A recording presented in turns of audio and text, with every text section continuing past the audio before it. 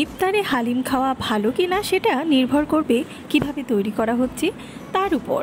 রমজান মাসে ইফতারের টেবিলে কম বেশি সবার বাড়িতেই তৈরি করা হয় হালিম।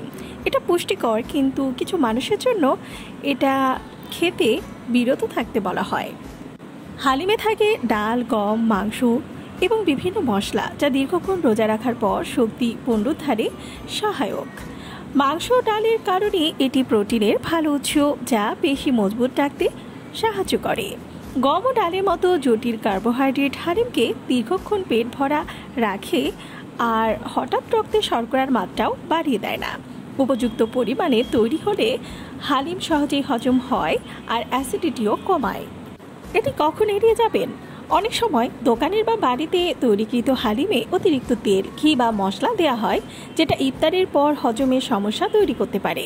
গ্যাস্ট্রিক বা অ্যাসিডিটির সমস্যা থাকলে অতিরিক্ত ঝাল মশলাযুক্ত হালিম গ্যাস্ট্রিকের সমস্যা বাড়াতে পারে। ওজন নিয়ন্ত্রণে রাখতে চাইলে হালিম উচ্চ ক্যালোরিযুক্ত খাবার, তাই নিয়মিত বেশি খেলে ওজন বেড়ে যেতে পারে।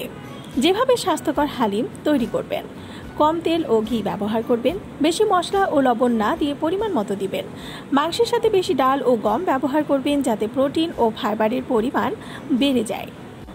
আশা করি বুঝতে পেরেছেন। ভিডিওটি ভালো লাগলে চ্যানেলটিকে সাবস্ক্রাইব করুন আর পাশে থাকা বেল আইকনে ক্লিক করে দিন, তাহলে পরবর্তী ভিডিও আপলোড করার সাথে সাথেই আপনার কাছে পৌঁছে যাবে।